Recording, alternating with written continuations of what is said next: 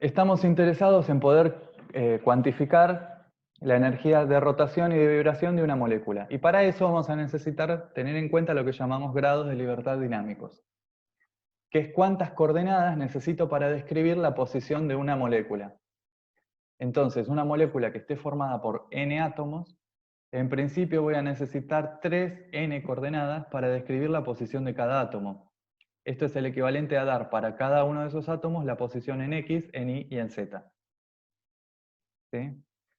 ¿Por qué nos interesa? Porque a partir de esto podemos saber, nos va a servir para saber cuánta energía de traslación, de rotación y de vibración vamos a poder contar para una determinada molécula. Ahora se va a entender un poquito más. La traslación, dijimos, para una molécula nosotros la hacemos describiendo cómo se desplaza el centro de masa.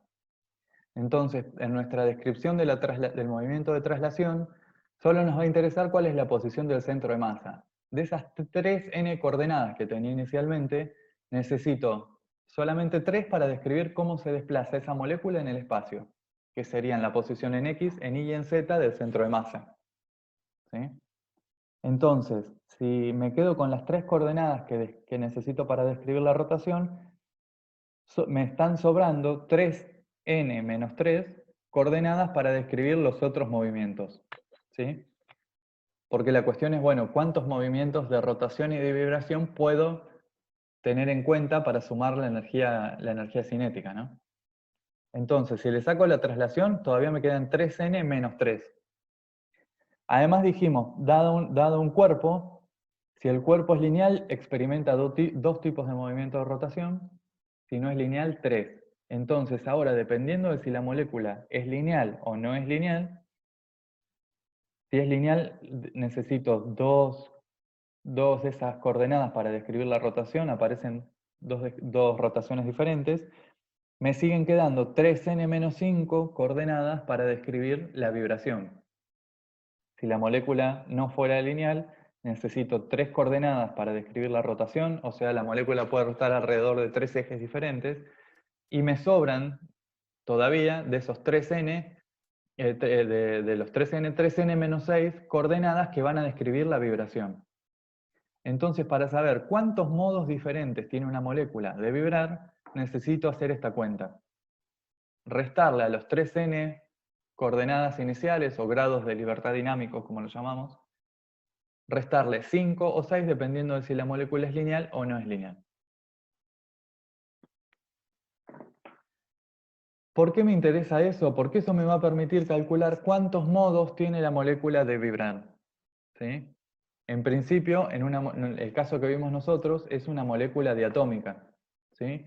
En este caso, la molécula tiene un único modo de vibrar. ¿Qué quiere decir? La única forma que tiene la molécula de vibrar es que los átomos se alejen o se acerquen. ¿Sí? Hay una única coordenada de vibración que es la distancia internuclear. Pero si, por ejemplo, la molécula fuese más compleja y por ejemplo, tuviera 3 átomos, ¿sí? Ahí aparecen formas distintas en que puede experimentarse el movimiento de vibración, porque aparecen lo que podemos llamar otras coordenadas de vibración. Podría ser que un enlace se acorte y el otro se elongue. Podría ser que uno de los átomos, imagínense que tengo otro átomo unido acá, ¿sí? Formando un cierto ángulo. Podría ser que un enlace se acorte y el otro se elongue, podría ser que un átomo salga del plano y el otro se meta. Digamos, a medida que se complejiza la molécula y agregamos átomos, aparecen otros tipos de movimiento que podemos llamar de vibración y que cada uno va a tener una energía vibracional asociada de esta forma. Bueno, ¿cuántas formas diferentes de vibrar tiene una molécula? Para eso hacemos esa cuenta, la que les estaba contando recién. Si la molécula es lineal, tiene 3n menos 5 formas diferentes de vibrar. Digamos, lo que se llaman modos normales de vibración. Pero que son diferentes formas de vibrar y cada una va a tener una energía de vibración con dos términos cuadráticos, de energía cinética y energía potencial. Si la molécula es no lineal, va a tener 3n menos 6 formas distintas de vibrar. Y cada una va a contribuir con una energía cinética y una energía potencial.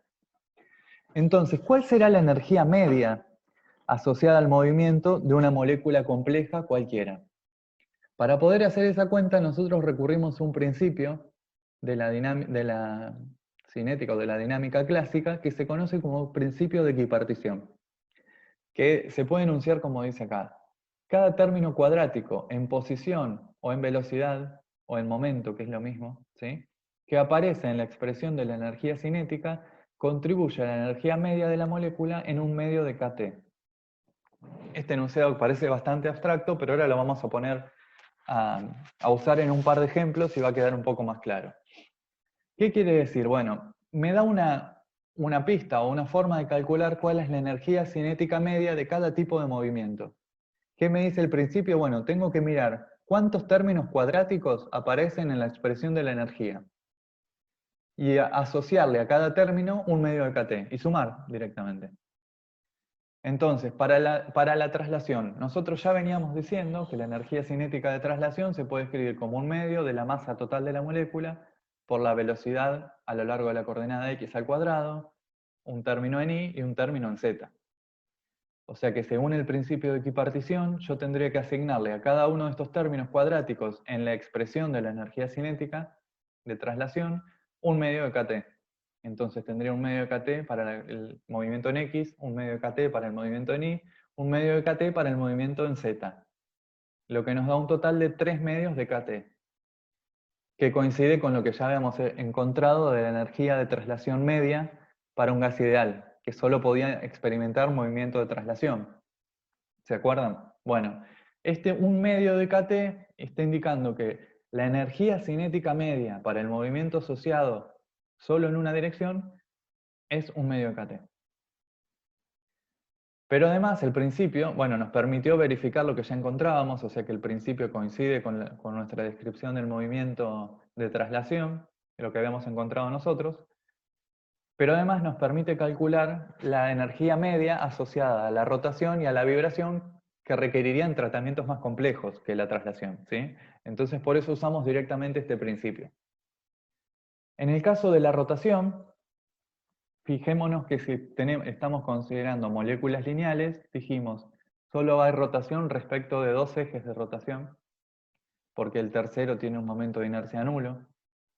Entonces, la energía de rotación la puedo escribir como un medio del momento de inercia respecto del eje X por la velocidad angular para la rotación respecto de ese eje al cuadrado. Y lo mismo para el eje Y. Entonces, la expresión de la energía de rotación tiene dos términos cuadráticos respecto de cada uno de esos ejes. Entonces, según el principio de equipartición, la energía de rotación media por molécula va a ser un medio kT más un medio kT, kT directamente. ¿Y para la vibración qué hacemos? Bueno, necesitamos saber cuántos modos de vibración diferentes tiene la molécula. Porque yo sé que para cada uno de esos modos puedo escribir una expresión para la energía de vibración que tiene un término cuadrático en velocidad y un término cuadrático en posición. Y el principio este que voy a usar me dice que la energía cinética, la energía media asociada a este término es un medio de kT y la energía media asociada a este término es también un medio de kT. Entonces, por cada forma diferente de vibrar, una molécula tiene, en promedio, kT energía por modo. ¿Sí? La cuestión es saber, bueno, cuántos modos tiene la molécula, cuántos modos diferentes de vibrar hay. Y para una molécula lineal dijimos, eso se puede calcular como 3 veces el número de átomos menos 5. Y este 5 venía justamente de la cantidad de estos términos que estoy sumando antes. Cuántas coordenadas necesité para describir la rotación y la traslación. Bueno, entonces, para una Profe, molécula... ¿tengo una consulta? Sí, decime. Para no lineal sería 3n menos 6. Claro, sí, sí. Ahora creo que la diapositiva que viene está el caso de la molécula no lineal. Pero en Ah, una... perdón. Sí, sí. No, mejor. Entonces, la energía interna, ¿sí? Fíjense que acá la vamos a escribir como la energía interna por mol, y acá va a aparecer muchas veces cuando tengamos este subíndice acá, M, para nosotros es molar. Estoy contando un mol de entidades, de moléculas, de átomos, ¿sí? Entonces dijimos, si ahora un sistema puede tener movimiento de traslación, de rotación y de vibración, todos esos movimientos van a contribuir a la energía interna, ¿sí? Y si yo la escribo por mol, fíjense que la energía interna del gas por mol la voy a poder escribir como, bueno, esta energía 0, la que no depende de la temperatura, más la energía de traslación media por molécula por el número de Avogadro, porque tengo un mol de molécula. Más la energía de rotación media por el número de Avogadro, más la energía de vibración media por el número de Avogadro. Todo lo que hicimos antes nos permitió calcular estos términos, la energía de traslación media, de rotación media y de vibración media. Entonces ya tengo, a partir de este modelo, una expresión para la energía interna de un gas, ¿sí? En el que hay cierta energía que no es del movimiento, y aparecen tres términos que están acá por las distintas contribuciones, distintas formas de movimiento. Un término asociado al movimiento de traslación, uno al movimiento de rotación y uno al movimiento de vibración. Y el principio de equipartición nos permite saber cuánto vale la energía media por molécula. Entonces directamente tenemos una expresión para cada uno de esos términos en función de la temperatura. La traslación va a ser 3 medios de KT, KT para la rotación, y acá aparece la cantidad de modos diferentes que tiene la molécula de vibrar, porque cada uno de ellos contribuye con KT. ¿Sí? Fíjense que en el caso particular de una molécula diatómica, donde dijimos hay un único modo de vibrar, ¿sí? Si la molécula es diatómica, N es 2, 3N es 6, 3N menos 5 quedaría 1, o sea que se reduce a un único modo de vibrar, que es lo que habíamos descrito nosotros. En el caso de una molécula, por ejemplo, triatómica, como podría ser el agua, el dióxido de carbono, N es 3, 3N menos 5 nos queda 4, o sea que una molécula triatómica tiene 4 modos diferentes de vibrar. Y entonces, cuando cuente la energía interna acá, voy a tener que tener en cuenta que la energía interna de vibración es 4 kT para esa molécula. ¿Sí? Va a depender del número de átomos que tenga la molécula. Los primeros términos, si es lineal, son los mismos. Entonces, ¿qué pasa ahora cuando tenemos una molécula que es no lineal, como preguntaban recién? El caso de la traslación sigue siendo lo mismo, porque yo necesito describir la traslación del centro de masa, o sea, de la molécula como un todo. Y voy a tener un término que depende de la coordenada X, de la coordenada Y, de la coordenada Z.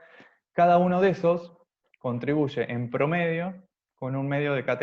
Entonces la energía de traslación media para esa molécula sigue siendo 3 medios de KT. Ahora, en el caso de la rotación, dijimos, como la molécula no es lineal, puedo describir la rotación alrededor de 3 ejes. Aparecen podemos llamar 3 coordenadas de rotación. El principio de equipartición me sigue diciendo que cada término cuadrático en la expresión de la energía de rotación contribuye con un medio de KT. Entonces, por cada uno de estos tengo que sumar un medio de KT. Y al final tengo que la energía de rotación media para una molécula que es no lineal es 3 medios de KT. ¿Sí? Bueno, ¿qué pasa con las rotaciones?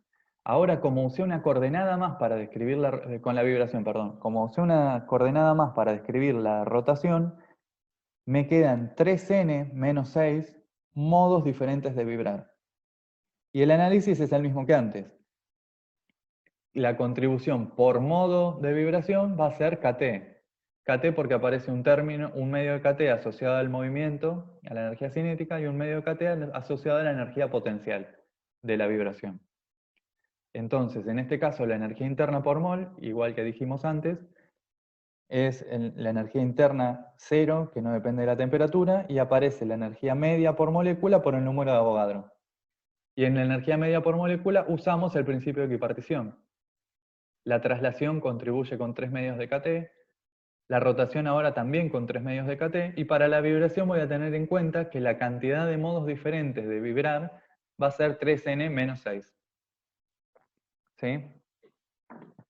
Entonces, por ejemplo, con estas dos recetas que tenemos acá, ustedes podrían calcular cuál es la predicción de la energía interna por mol para distintas moléculas. Por ejemplo, no sé, un gas noble como el argón, que es monotómico, podrían escribirlo, háganlo para la próxima a ver si les sale. ¿Cuánto les da la energía interna por mol, la expresión de la energía interna por mol para un gas monoatómico, para una molécula diatómica como el nitrógeno, para una molécula más compleja como el agua o el metano, por ejemplo? ¿Sí? Ahí van a ver que la energía interna, a medida que, la energía interna del sistema, a medida que la molécula se complejiza, va aumentando. Y algo que nos va a interesar es porque, como la energía interna no se puede medir, ¿sí?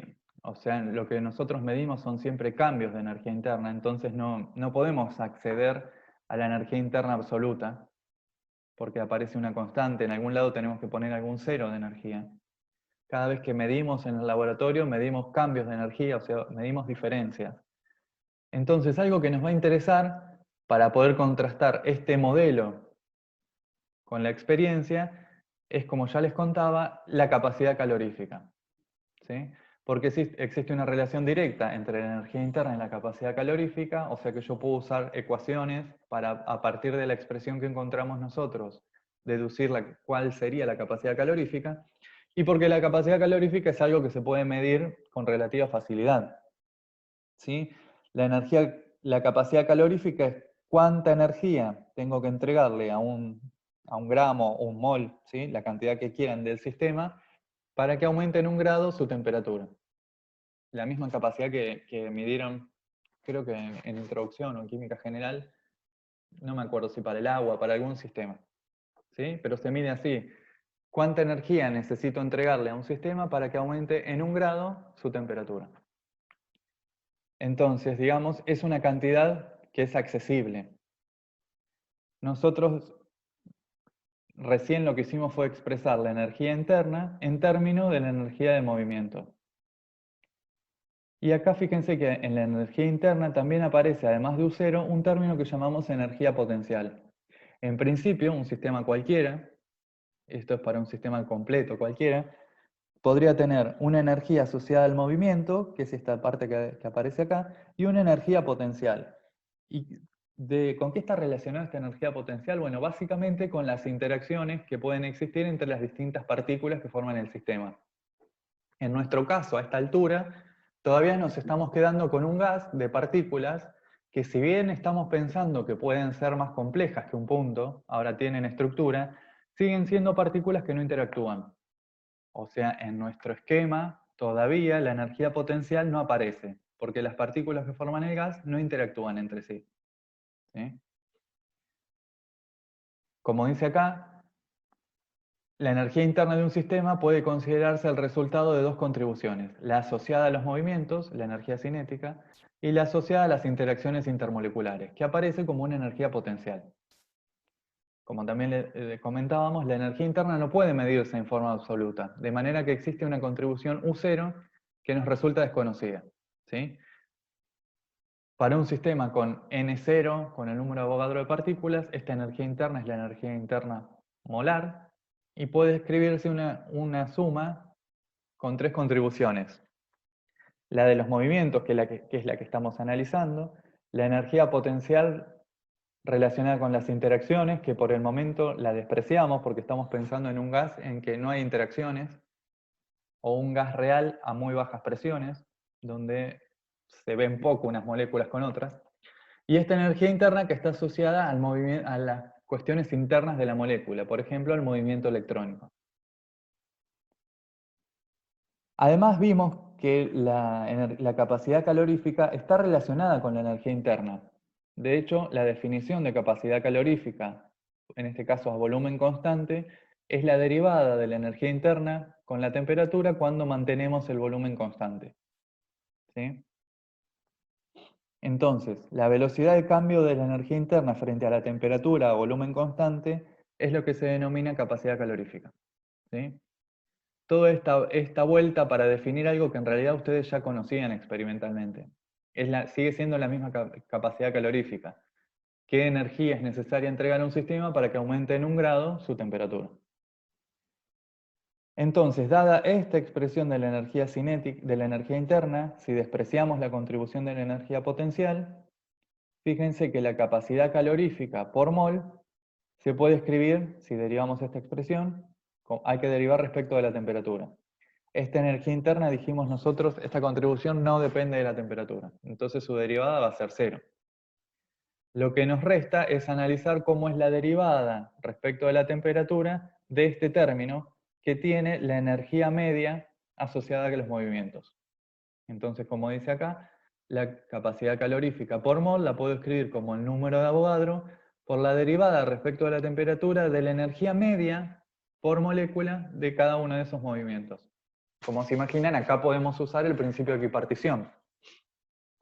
Si nosotros dijimos que la energía asociada al movimiento la podemos descomponer en una contribución de traslación, una de rotación y una de vibración, entonces esta derivada que aparece acá va a tener un término que depende, que está relacionado con el movimiento de traslación, otro con el movimiento de vibración, de rotación, perdón, acá, y otro con el movimiento de vibración. Y podríamos en principio usar el principio de equipartición para calcular estas energías medias y derivarlas respecto a la temperatura. Entonces, por ejemplo, vamos a volver una para atrás. En el caso de una molécula lineal, si dijimos la energía interna tiene esta expresión, ¿sí? La contribución de la traslación a la energía interna es esto, el número de Avogadro por 3 medios de kT. Entonces, la contribución que hace a la capacidad calorífica, ¿se acuerdan? Es derivar esto respecto a la temperatura. Entonces debería derivar este término respecto a la temperatura y solo sobrevive el número de Avogadro 3 medios de K. ¿Sí? O sea que 3 medios de K es la contribución a la capacidad calorífica de la traslación por molécula.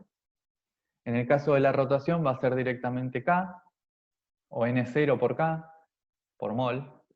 Y en el caso de la vibración, bueno, va a depender del número de modos diferentes en los que puede vibrar. Si estamos en el caso, por ejemplo, de una molécula monoatómica, o sea, por ejemplo, helio, argón, criptón, dijimos, no hay movimiento de rotación ni de vibración porque solamente es monoatómico. Entonces, en el caso de una molécula monoatómica, la única forma de movimiento es la de traslación y la capacidad calorífica, que es la derivada de esta expresión, resulta ser N0 por 3 medios de K. Si tenemos en cuenta que el número de Avogadro por K era R, entonces la capacidad calorífica por mol para un mol de gases monoatómicos es 3 medios de R. ¿Sí? Si tuviera una molécula diatómica, ¿se acuerdan? Una molécula diatómica es necesariamente lineal, y dijimos que 3n-5 era 1, o sea que para una molécula diatómica la suma de estos tres términos va a ser 3 medios de kT más kT sería 5 medios, y acá aparece un único término, o sea que sería 7 medios de kT para una molécula diatómica.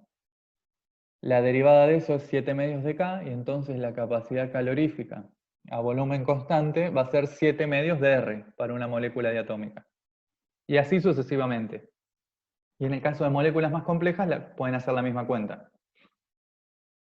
De esa manera se puede calcular, por ejemplo, que para una molécula diatómica, como dijimos, la capacidad calorífica por mol debería ser 3 medios de R, para una diatómica 7 medios de R, para una triatómica ahí tenemos que tener en cuenta si es lineal o no lineal. Ustedes hagan la cuenta y deberían obtener que para una molécula triatómica lineal la capacidad es 13 medios de R, ¿sí? Y para una lineal 6R. Entonces, a partir de ese modelo que usamos de la descripción del gas y teniendo en cuenta el principio de equipartición, podemos predecir cuál es la capacidad calorífica por mol de gas que va a ser diferente dependiendo de la molécula. Si es monoatómica, diatómica, triatómica. Pero en principio, en este tipo de modelo, no importa cuál sea el gas, si es helio, argón, criptón, mientras sea monoatómico debería tener la misma capacidad. Lo mismo para las diatómicas. En este análisis, fíjense que nunca apareció la identidad del gas. Entonces este modelo simple que estamos considerando predice que la capacidad calorífica a volumen constante de cualquier gas formado por moléculas diatómicas debería ser la misma, 7 medios de R. Y lo mismo para moléculas más complejas, dependiendo de si son lineales o no, que sería la única información que necesito para poder calcularlo. Bueno, esa es la predicción del modelo. ¿Cómo va este modelo con la experiencia? digamos, cómo se comportan estas predicciones cuando las comparamos, las contrastamos con los resultados experimentales. Bueno, fíjense lo que pasa cuando tenemos resultados experimentales de moléculas, por ejemplo, de helio y criptón, moléculas de hidrógeno, de oxígeno y moléculas un poco más complejas. Fíjense, para helio y criptón el resultado experimental da 3 medios de R, que era lo que predice el principio de equipartición. O sea que anda muy bien. Para moléculas diatómicas, el principio de equipartición predice 7 medios de R y se encuentra experimentalmente que la capacidad calorífica es aproximadamente 5 medios de R. O sea que acá ya aparece una diferencia. En el caso de una molécula triatómica lineal, como el dióxido de carbono, esta cuenta da 6,5 R, ¿no? 13 medios es 6,5 R, y el resultado experimental ronda los 3,5 R. Y para una molécula triatómica no lineal, que se predecían 6 R, el resultado experimental da aproximadamente 4 R. Quiere decir que acá aparecen diferencias entre lo que predice el principio de equipartición y lo que se obtiene experimentalmente. En concreto, dice, el análisis de esta tabla nos revela que el principio de equipartición no predice correctamente los valores de la capacidad calorífica, excepto para moléculas monoatómicas, ¿sí? Donde la única forma de movimiento era el movimiento de traslación. De hecho, cuando uno analiza cómo cambia la capacidad calorífica con la temperatura, fíjense que según el principio de equipartición, una vez que derivamos esto, para nuestro modelo ya no había dependencia con la temperatura. El principio predice que para este gas es 3 medios de R a todas las temperaturas. Para una molécula diatómica sería 7 medios de R a cualquier temperatura.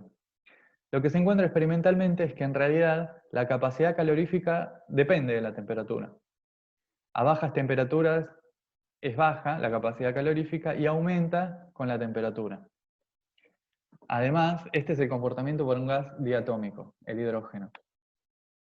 Fíjense que, bueno, no está escrito hasta temperaturas muy bajas porque deja de ser un gas, pero a las temperaturas más bajas en que se encuentra en estado gaseoso, es apenas por encima de 3 medios de R el valor experimental, aumenta cuando aumenta la temperatura, hay una región en la que podríamos decir que, una región de temperaturas, un intervalo de temperaturas, en el que podríamos decir que es aproximadamente 5 medios de R, y muchas veces la temperatura ambiente cae en esta región, ¿sí? O sea que a temperatura ambiente es 5 medios de R, y si aumentamos la temperatura mucho, a muy altas temperaturas, la capacidad calorífica tiende al valor que predice el principio de equipartición, que era ese 7 medios de R. Este resultado que estamos viendo para el caso particular de una molécula diatómica, como es el hidrógeno, es un resultado experimental que se encuentra siempre. Cuando analizamos cómo es la capacidad calorífica de un gas complejo, quiero decir no monoatómico, en función de la temperatura, se encuentra que la capacidad calorífica va aumentando desde un valor cercano a 3 medios de R, pasa por un valor que podríamos decir es cercano a 5 medios de R en este caso, y tiende al valor predicho por el principio de equipartición solo a muy altas temperaturas. Como dice acá, el comportamiento observado muestra que a bajas temperaturas la capacidad calorífica es 3 medios de R. Alrededor de la temperatura ambiente 5 medios y crece lentamente hasta 7 medios, que es el valor predicho. Fíjense que estos números no son tan arbitrarios, tan aleatorios. Si analizamos, por ejemplo, la contribución que habíamos visto para el hidrógeno, pensando en el principio de equipartición, ¿sí? Habíamos dicho, vuelvo un poquito, el hidrógeno es una molécula diatómica lineal, así que tendríamos una contribución de este tipo. La traslación contribuye con 3 medios de kT, o sea que la contribución a la capacidad calorífica era 3 medios de R. Aparece una contribución de 1 medio de R, que proviene de la rotación, y un R+, que es el que sale de esta cuenta, que proviene de la vibración. Y lo que se encuentra experimentalmente es que la capacidad calorífica va desde este valor solo a la suma de estos dos valores, ¿sí? Va de 3 medios de R a 5 medios de R, y finalmente a muy altas temperaturas es 7 medios de R, que es la suma de estos tres términos. Entonces podríamos decir que los modos de movimiento contribuyen a la capacidad calorífica de manera diferente según la temperatura. A muy bajas temperaturas, solo puedo contar el movimiento de traslación de la molécula, cómo se traslada en el espacio como si fuera un gas monoatómico. A medida que aumenta la temperatura, la rotación empieza a contribuir a la capacidad calorífica, y a medida que aumenta mucho más la temperatura, también aparece una contribución a la capacidad calorífica que proviene del movimiento de vibración. Entonces, este resultado que podemos analizar acá para un caso particular de un gas diatómico es un resultado bien general. A muy bajas temperaturas, solo la traslación contribuye a la capacidad calorífica. O sea que hay solo la energía cinética solo es apreciable en el caso de la traslación. La energía cinética de rotación y de vibración es muy baja. A medida que aumenta la temperatura, la contribución de la rotación se hace importante a temperaturas que podríamos decir moderadas, ¿sí? Y moderadas va a depender un poco de cuál sea el gas, pero bueno, temperaturas moderadas, y en general la temperatura ambiente está entre esas moderadas. Empieza a contribuir la rotación, y para comparar la capacidad calorífica debería contar los modos de traslación y de rotación. Y solo a muy altas temperaturas sumarle la contribución de la vibración.